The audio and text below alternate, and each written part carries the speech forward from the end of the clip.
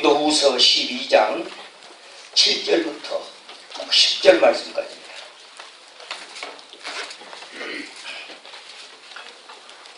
고린도후서 12장 7절에서 10절까지입니다.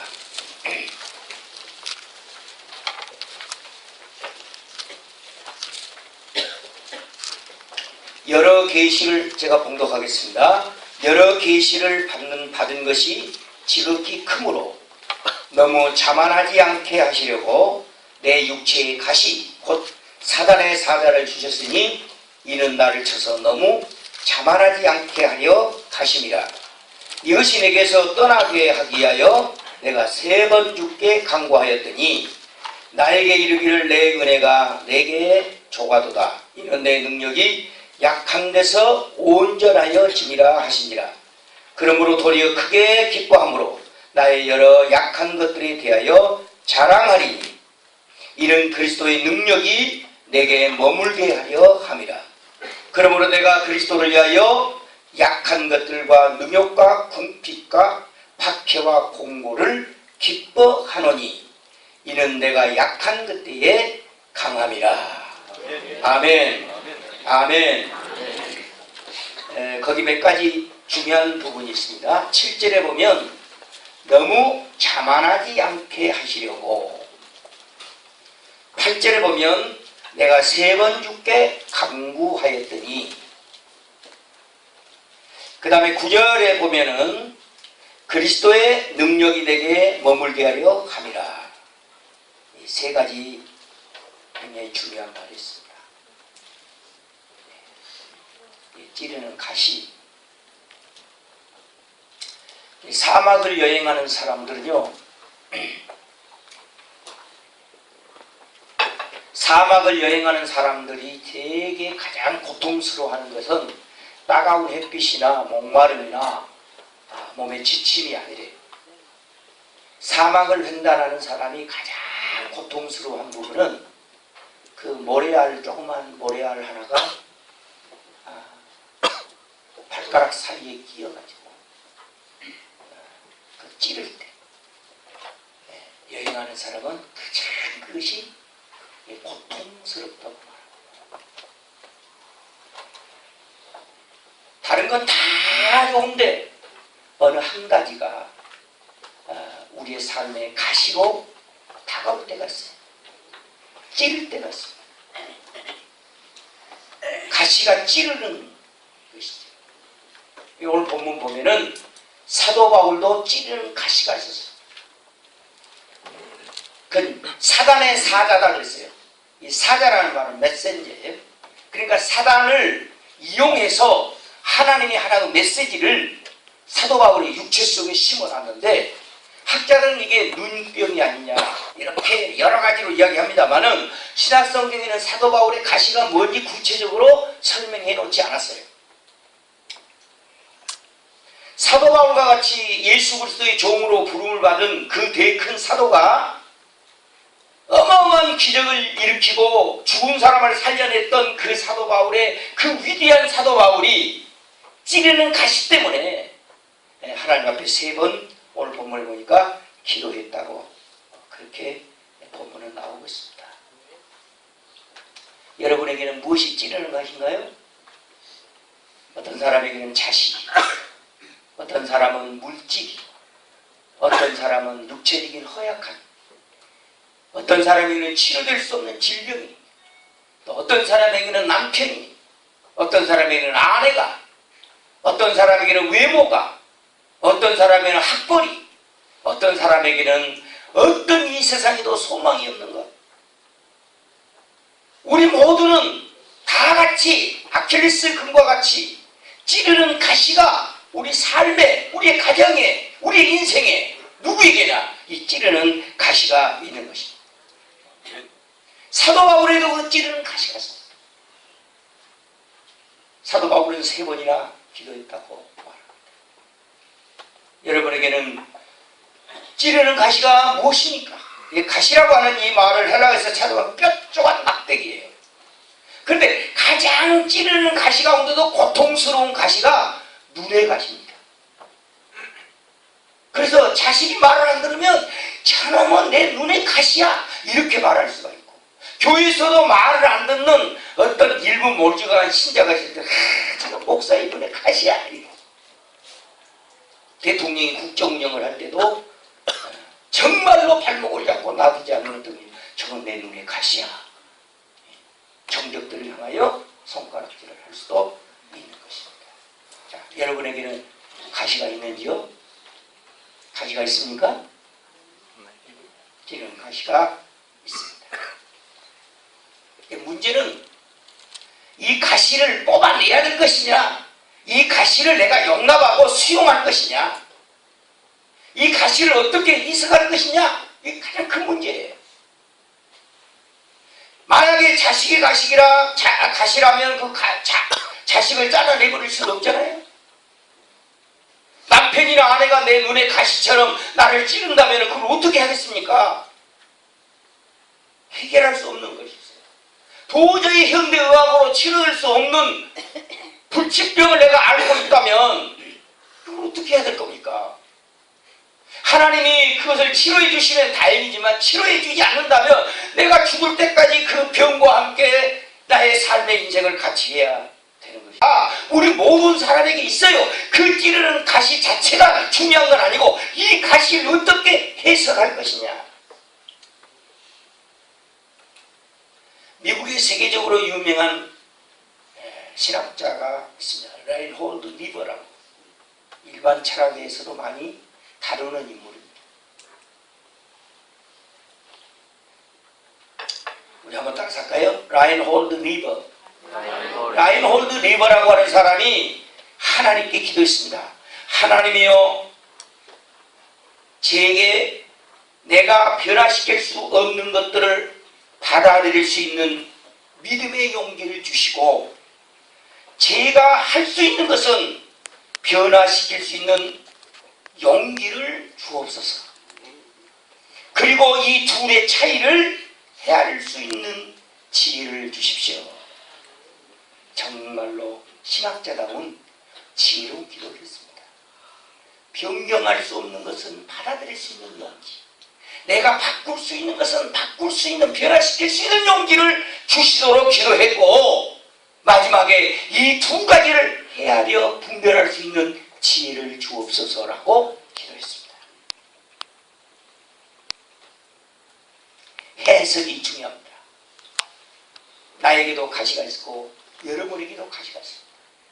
찌를 때마다 우리에게는 그것이 스트레스입니다.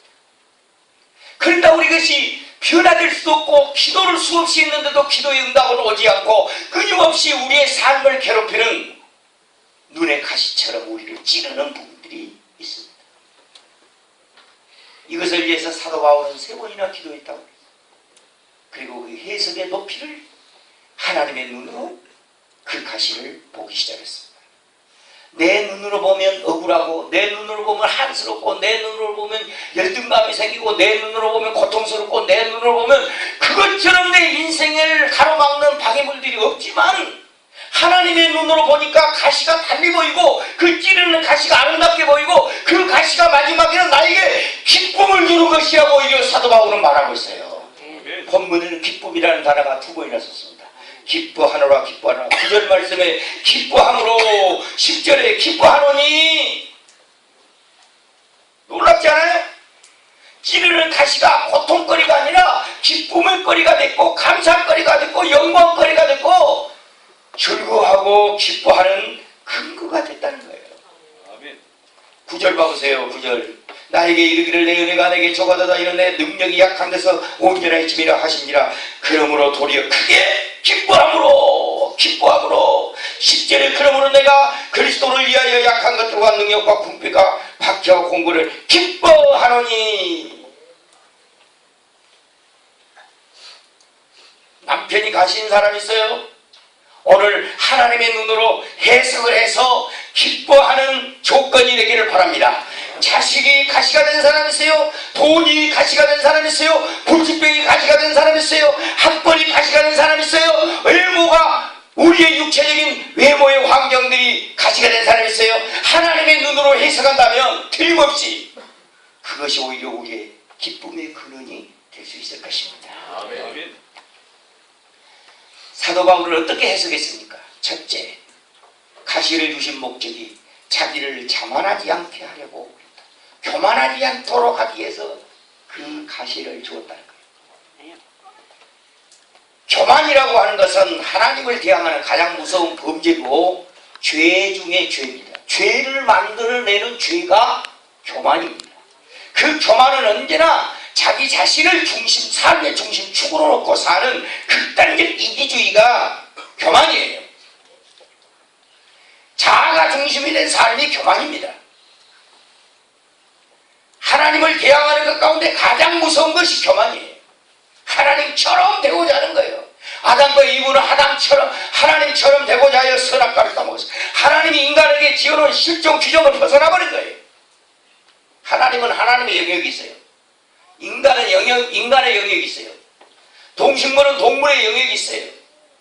하나님이 그 영역을 구분해 놨어요. 그리고 창조주이신 하나님은 피조물인 인간과 모든 만물을 통치하는 모든 영적 권위를, 물리적인 권위를 예수 하나님은 다 가지고 계시는 것입니다.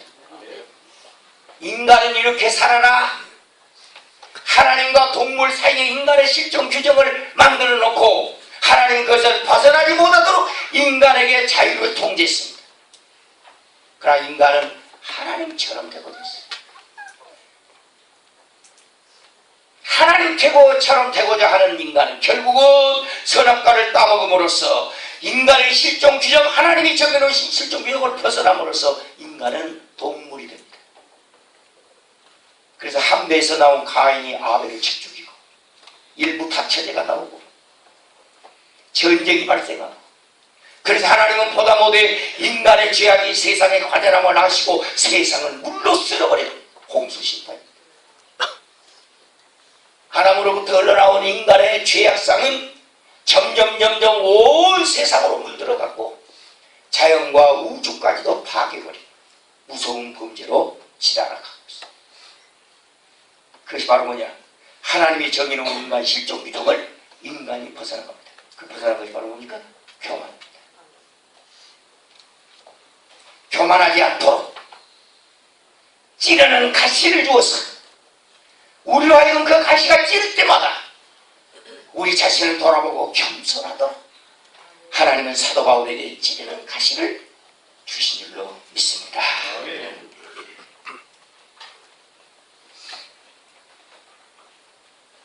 그래서 사도 바울을 한번 생각해 보면요,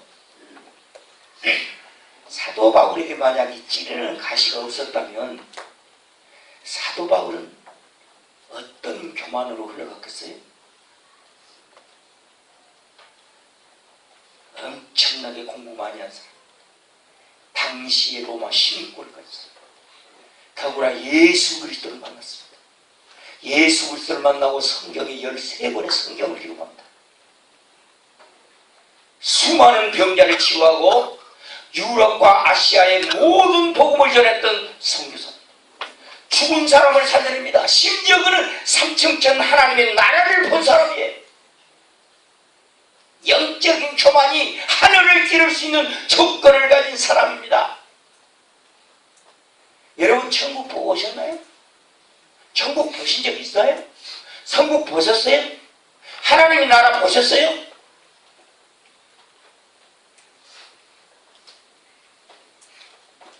죽은 사람을 살려보셨나요? 병든 사람 기도해서 치료해보셨나요? 기적을 경험해보셨나요? 하늘이 확 열리면서 하나님의 나라가 찬란한 영광으로 사람의 말로 감히 표현할 수 없는 하나님의 나라를 보신 적 있나요? 사도 바울은 다 경험했어요. 교만할 수 있어요. 여러분들 예수님의 이야기는 복음서에 기록되어 있습니다. 그것도 마태, 마가, 누가, 요한 4사람이 기록을 했어요. 예수님의 이야기는 아주 짧아요. 그러나 신약성경 27권 가운데 13권을 사도 바울이 썼고 그의 제자 누가복음과 사도행전을 써서 누가행전을 썼는데 52장입니다. 사도 바울과 자기의 제자 누가가 쓴 서신만 해도 신약성경의 3분의 2가 거의 80%가 넘어갈 정도로 분량이 넓어요. 신학대학에서 가르치는 신학들 종류가 많지만 예수 신학은 없어요. 근데 바울 신학은 있습니다. 물론 바울 신학의 내용이 예수 신학입니다. 예수님에 대한 신학이에요. 그러나 이름이 붙여진 것은 바울 신학이에요. 그래서 어떤 현대 신학자들은 사도 바울이 교만한 맘만 조금만 먹었더라면 예수 종교를, 기독교를 자기 종교 만들었을 것이다. 바울 종교를 만들었을 것이다. 교주가 되었을 것이다. 그 말이에요. 지금 신천지처럼 교주가 되었을 것이다. 그래서 바울 종교를 만들었을 것이다. 그럴 정도로 사도 바울은 대단한 사람이었습니다. 그러니 하나님께서 그를 교만하지 않도록 그 교만을 꺾어버리려면 찌르는 가시를 그의 육체에 두어서 찌를 때마다 겸손하게 무릎을 꿇을 수 없다. 하나님을 만들어 영원히 하나님의 것 만들기 위해서 찌르는 가시를 그의 삶 속에 주셨던 것입니다. 그래, 여러분 봐봐요. 우리는 바울과 같이 영적인 경험도 없고 신학적인 견해도 없고 대단한 사람들도 아닌데도 무지하게 교만합니다. 별것도 아닌데 엄청 교만해요. 여러분은 교만 안 한 것처럼 저를 지금 바라보고 계세요. 너나 교만한갑다 그러고 저를 보고 계시는데요. 우리요, 바울처럼 위대한 신학자도 아니고 막 기적을 행하는 능력자도 아니고 하늘의 신비한 이치를 깨닫고 막 하늘나라를 보고 온 사람들도 아니고 그렇다고 해서 돈이 많은 것도 아니고 공부를 많이 한 것도 아니고 지혜가 있는 것도 아니고 뭐 가문이나 학벌이 좋은 것도 아닌데도 딱 사람 만나보면 교만해요, 사람들이. 그래서 아주 사람을 우습게 봅니다. 장기를 뒤다가 초를 딱 눈에다 대고 야, 세상이 촌로 보이네. 그런다고 그러지? 이 세상이 제일 무서운 사람이 술 취한 사람이에요. 세상이 다 촌로 보여요. 전부 자기예요. 교만을 꺾을 수 있는 방법은, 교만을 꺾어버릴 수 있는 방법은 찌르는 가시를 우리 육체 속에 주심으로 언제나 가시가 찔 때마다 무릎 꿇게 만들고 항복하게 만들고 그리스도 앞에 항복 선언해서 그리스도의 사람이 되게 하고자 한 것입니다.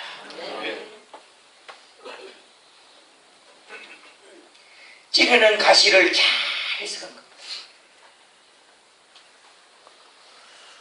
1963년에 송명이라는 아이가 산부인과에 출생하면서 의사가 그 머리를 잘못 잡아 꺼내므로 소뇌에 손상이 옵니다. 뇌성마비가 걸려요.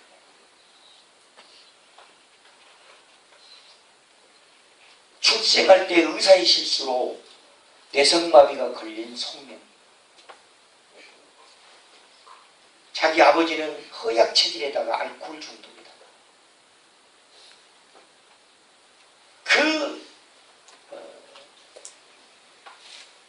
뇌성마비 걸려서 뇌성마비로 살아갈 수 없는 이 어린아이에게 젖을 먹일 수가 없는 엄마가 그 밥물을 먹이면서 이 아이를 키웠어요. 전신을 움직일 수 없는 뇌성마비가 점점 여자아이가 커나가면서 부모를 원망하죠. 의사를 원망하죠. 좀 더 커갖고 자아의 눈을 뜨기 시작하니까 하나님에 대해서 원망합니다. 자기 어머니가 그렇지 않았는데 소없는 안수하는 곳에 데리고 다녔어요. 그래서 유명하고 능력 있는 목사에게 가서 안수를 하는데 안 났어요. 그게 안수한다고 나을 겁니까? 안 나요. 수년간을 괴롭혔죠. 의사들에게 괴로움을 당했고 치료 불가능하니까요.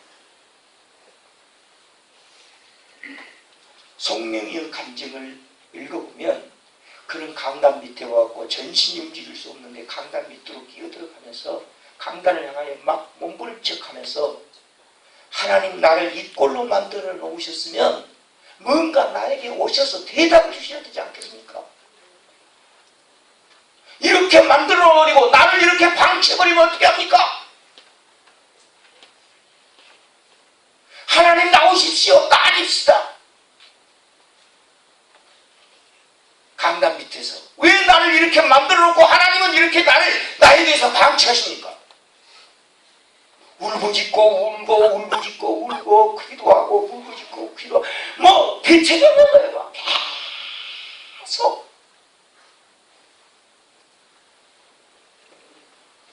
그러다가 어느 날 강남 밑에서 기도하다가 환한 빛이 자기 머리 위에 뜨는 눈이 벌게라. 하얀 빛이다. 몇 번 자살을 시도했죠. 죽겠다고. 하얀 빛이 나타나면서 너는 하나님을 믿어라. 그리야 너는 산다. 이 음성을 들어요. 그리고는 1979년 10월 어느 날 이런 예배 때 하나님의 은혜를 경험하게 됩니다. 십자가에서 예수 그리스도가 나를 위해 죽었다는 사실을 깨닫고 그때나 비로소 내상마비로 전신이 마비된 이 소녀가 하나님 앞에 나는 죄인입니다라고 고백합니다.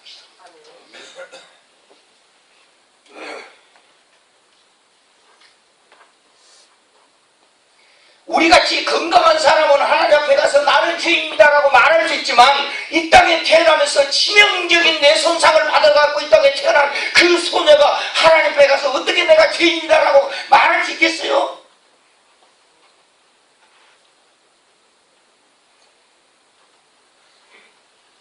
십자가에 달리신 예수님을 만난 그는 자기의 내손상이 된 내상마비 걸린 자기 육체에 하나님이 찔러주신 가시가 있음을 깨닫고 그것을 감사함으로 받고 그날부터 하나님의 십자가 앞에서 회개하면서 그는 눈으로 성경을 읽기 시작하고 시를 쓰기 시작하죠. 그가 썼던 시 가운데 굉장히 유명한 시, 아까 우리가 불렀던 나 가진 재물 없으나 나 남이 가진 지식 없으나 난 남이 가진 건강 없으나 난 남이 보지 못한 걸 보았고 난 남이 알지 못한 걸 알았고 난 남이 알지 못한 걸 깨달았다. 그리고 그는 고백합니다. 공평하신 하나님. 하나님은 공평하시다. 우리가 하나님은 공평합니다 그러면 누군가는 그것이 감동이 안 될 겁니다. 그러나 내상마비로 전신이 마비된 이 소녀가 하나님은 공평하신 나입니다 라고 고백하는 시를 쓸 때 찌르는 가시가 그의 영혼을 변화시킨 것입니다. 아멘.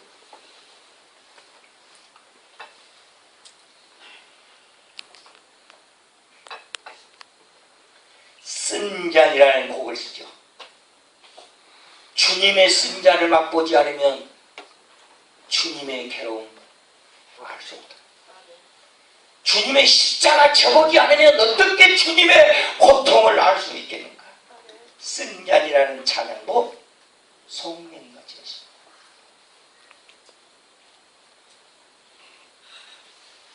송명이는 자기 육체 속에 침투해 있는 전신을 움직일 수 없는 찌르는 가시 앞에서 그는 해석을 나를 자고하지 않도록 만들었다는 하나님의 은혜를 깨닫고 십자가 앞에서 주님을 발견하게 된 것입니다.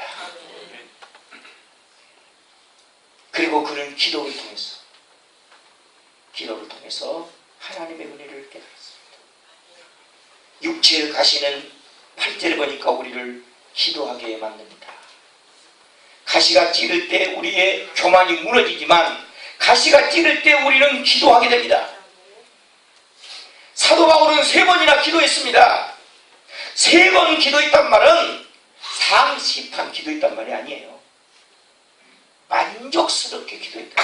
예수님도 겟세마네 동산에서 3번 기도하셨어요. 사도 바울도 자기 찌르는 육체의 가시를 없애기 위해서 3번 기도했습니다. 그럼 만족스럽게 기도했다는 것입니다.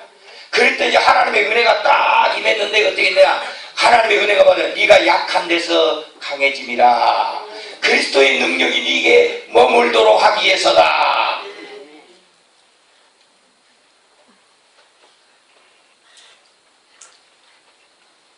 자, 논리를 봅시다. 내 육체에 찌르는 가시가 있습니다. 찌르는 가시 때문에 내 교만이 깨어지고, 교만이 깨어졌더니 내가 하나님 앞에 나아가게 됐고, 나 하나님 앞에 나아가서 내 찌르는 가시 때문에 하나님께 3번 기도하게 됐고, 그 기도한 것 때문에 하나님 예수 그리스도의 능력이 내게 머물게 했다. 논리성 있지. 사도 바울이 된 것은, 그만큼 위대한 바울이 된 것은 찌르는 가시 때문입니다. 그 찌르는 가시 때문에 그는 겸손해졌고, 겸손한 그는 주님께 기도할 수밖에 없었고, 기도하는 순간 그는 하나님의 그리스도의 능력을 체험하게 된 것입니다. 제가 2004년도에 이스라엘을 갔다가 2004년도에 이스라엘에 갔다가 우즈베키스탄에 갔어요. 우즈베키스탄에 있는 타시켄트에 가면은 고려인촌이 있어요. 고려인촌. 거기 있는 선교사 한 사람이 맛있는 보신탕을 사줄 테니까 가자고 했어요. 보신탕은 건강에 좋습니다. 혹시 감기 기운이 있으신 분은 여기 우리 서구 저쪽에 가면 풍암동에 가면은 풍암전이라고 있어요. 거기서 내가 뭐 받아먹은 건 아니에요. 한 그릇 딱 드셔보세요. 나는 좀 늦어버렸어요. 그걸 가서 먹어야 되는데 못 먹었어요. 보신탕을 아주 우리 민속 그 전통대로 해준다고 가자고 그러다가 우리 따라갔어요. 따라갔는데 고려촌이 있는데, 우리 고려인들이 있는데, 우리 선조들이죠. 일제시대 때 쭉 갔던 사람들. 굉장히 사람들이 많더라고요. 거기서 이제 보신탕을 전골로 해서 아주 맛있게 먹었습니다. 입맛 다시지 마세요. 점심은 보신탕 아닙니다. 딱 먹고 그날 예배를 드렸어요. 거기서 예배드리니 교회가 한 300명 정도 모이는 우리 고려인들이 모이는 예배인데, 러시아어로 설교를 해야 되는데 한국말도 또 하는 사람이 있으니까. 근데 그 담임 목사가 미국에 가가지고 미국서 시민권을 받은 우리 한국 사람이 목사님. 그래서 한국말로 설교를 하면 러시아어로 통역을 하는 여자분이 한 분 러시아어로 통역. 예배 잘 드리고 보신탕 잘 먹고, 목사님 서재에 있을 때 차 한잔 마시는데 뚱뚱한 러시아 여자 하나가 들었어요. 어떤 남자하고랑. 그 러시아 사람들이 굉장히 예쁜데요. 결혼해갖고 애 낳으면요, 이게 이상하게 정박이 없어요. 그렇게 엄청 어깨가 들어왔고 이제 통역을 지금 누구냐고 물어보니까 러시아에서 온 여자 목사. 러시아에서 온 여자 목사. 러시아에도 여자 목사가 있냐? 있다. 개신교 목사들. 어떻게 목회? 모스크바에서 교회를 개척해갖고 3,000명을 목회합니다. 안 놀라시네. 3,000명이 그 교인. 저 깜짝 놀랐죠. 어떻게 이 여자가 이렇게 3,000명이나 덩치로 막 미는가. 그분이 간증을 쭉 하는 거예요. 그래서 명함도 줬는데, 오늘 아침에 내가 올라가고 내 명함을 보니까 수천 개의 명함이 있는데, 아무리 찾아도 그 여자분 명함이 안 나와요. 명함 찾다가 제가 나왔는데, 자기 딸이 백혈병이 든 거예요. 근데 자기는 본래 러시아 정교회를 다녀요. 러시아 정교회. 우리 기독교가요, 굉장히 종파가 많습니다. 우리 개신교 안에만 해도 뭐 장로교, 침례교, 성결교, 뭐 감리교, 구세교, 뭐 엄청나게 많은데, 큰 틀로 보면 굉장히 종파가 많아요. 예를 들면 기독교가 이집트로 들어갔어요. 콥틱 정교회. 기독교가 로마로 들어갔어요. 로마 캐톨릭. 기독교가 시리아로 들어갔어요. 시리아 정교회. 기독교가 러시아로 들어갔어요. 러시아 정교회. 기독교가 그리스로 들어갔어요. 그리스 정교회. 큰 틀만 봐도 지금 우리나라에 나와 있는 이 천주교는 대부분 로마 캐톨릭이에요. 또 영국에 가면 앵글리칸 처치도 있고 많아요. 그러니까 이 사람은 러시아 정교회를 다녀요. 그 러시아 정교회가 붙은 오르독시라고 해요. 정교회가 붙어있는 기독교는 굉장히 신비주의입니다. 막 강다라가 향을 피우고 죽은 사람 사진을 갖다 놓고 입을 맞추고 그 신비롭게 그 교회를 꾸며요. 여러분들 캐톨릭 성당 같은 데 가면 굉장히 신비롭잖아요.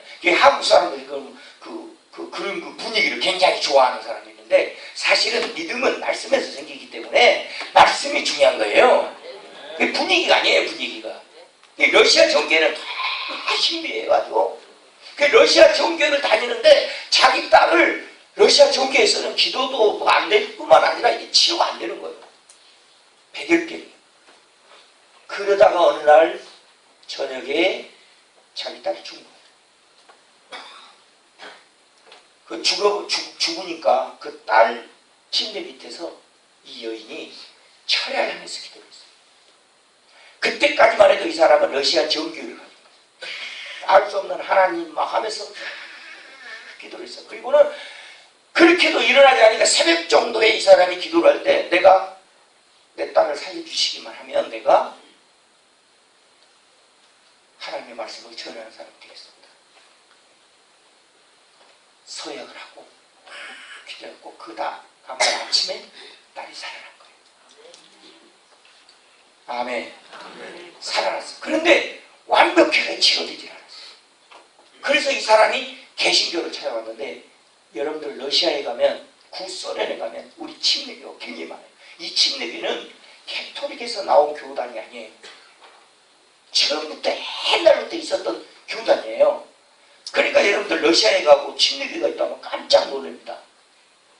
그 침례교를 통해 가지고 기독교의 복음을 정확하게 들은 거예요. 예수님이 십자가에서 죽으시고 부활하시고 그분이 바로 우리를 속죄하셨고 우리를 구원하신 구세주라는 사실을 다 들은 거예요. 그리고는 이 딸을 살려낸 다음에 이 딸이 아직도 치료가 덜 됐지만 살아나기는 했죠. 그 백혈병이 나타나가지고 증세가 강하게 나타나면 나타날수록 이 사람은 기도운동을 하고, 그렇게 해가지고 한 사람 한 사람씩 자기한테 오기 시작했어. 환자들이. 그 기도해 주니까 다 나서. 한 몇 개월 하니까 수백 명이 치료된 거예요. 그러니까 저를 만날 때는 3,000명의 교인입니다. 그리고 그분이 내게 명함을 주면서 꼭 모스크바에 오면 들리십시오. 같이 말씀을 전해주시면 좋겠습니다. 부탁드립니다. 명함을 잃어버려가지고 못 가. 가도 못 찾아. 그래서 내가 러시아 사람만 만나면 그 여인을 찾으려고 굉장히 노력을 하는데, 한 번은 터키를 갔다가 모스크바 비행기를 타고 모스크바로 해가지고 한국으로 돌아오는 비행기를 탔어요. 모스크바 가는 러시아 비행기죠. 러시아 비행기 지금은 그렇지만 옛날에는요, 문짝이 들들들해요.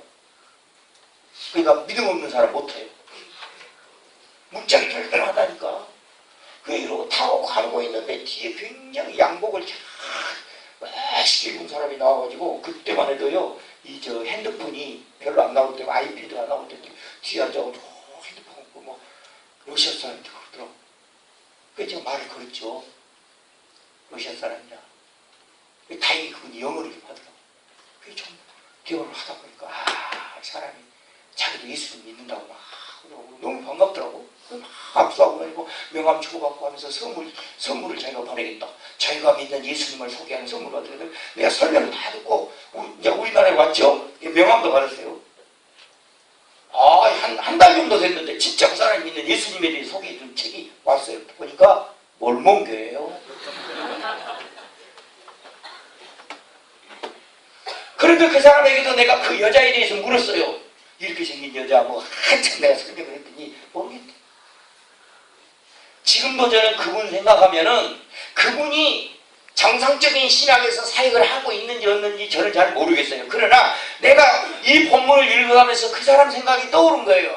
사도 바울처럼 우리에게 찌르는 가시를 주시고 그것을 통해서 우리를 겸손하게 만들고, 겸손하게 만드신 다음에 기도하게 하고, 기도하게 한 다음에는 그리스도의 능력이 우리 속에 머물도록 하기 위해서 위해서 하나님의 사역자로 쓰기 위해서 그렇게 하셨구나.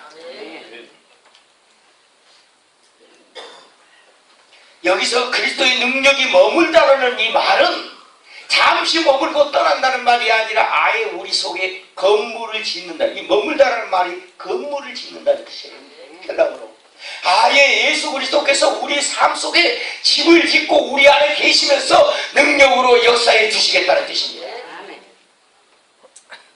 가시가 찌를 때마다 여러분들 하나님 앞에 믿음으로 기도하고 겸손하게 낮아져서 기뻐하고 감사하는 해석자들이 되기를 주의 이름으로 축원합니다.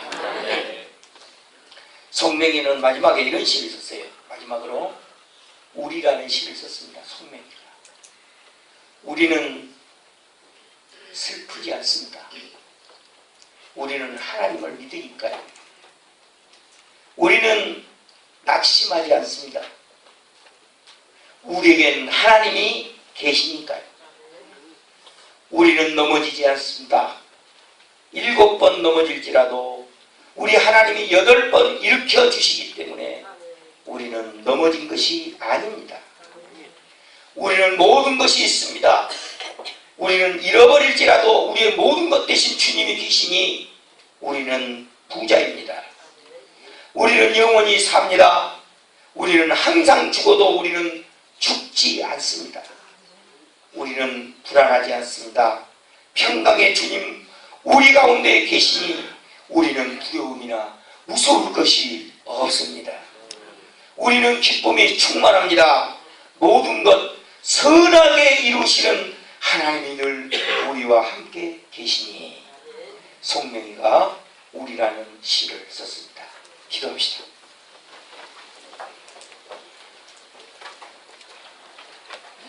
우리에게는 찌르는 가시가 있습니다. 잠못 이루며 우리에게 눈물을 빼게 하는 가시가 있습니다. 아픔이 있습니다. 우리의 힘으로 해결할 수 없는 가난과 질병과 이웃과의 관계와 상처들이 우리 속에 있습니다. 그러나 주님, 우리가 그 가시 때문에 기뻐하는 것은 그 가시가 나를 겸손하게 만들고 그 가시가 나로 기도하게 만들고 그 가시가 바로 예수 그리스도의 능력이 되게 머물게 하는 방편이라면 우리는 기뻐하고 감사할 수 있습니다. 주님, 내 자식이, 내 물질이, 내 삶이, 내 경제가, 그리고 내 자녀가, 그리고 내 어떤 아픈 부분이 나를 찌를 때 결코 낙심하고 절망하지 않게 도와주시고 그리스도께 나와 겸손히 기도하며 그리스도의 능력이 머물도록 우리를 인도하여 주시옵소서. 이 아침에 우리에게 찌르는 그 가시들을 주신 주님께 감사하게 하시고 그 감사로 인하여 기뻐하며 살게 하여 주시옵소서. 우리 주 예수 그리스도의 이름으로 기도하옵나이다. 아멘.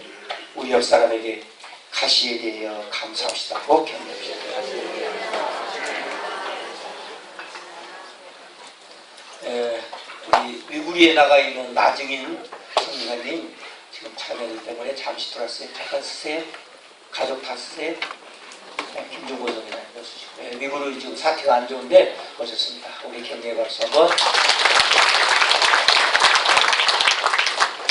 우리 서구청장님이 오셨습니다. 김종식 서구청장님이 오셨습니다. 잠깐 쓰시죠. 내년에 지방자치 선거가 있는데 아마 이쪽 지지도가 35% 제일 높으신 것 같아요. 잘생기신 분이고 구정을 잘 하십니다.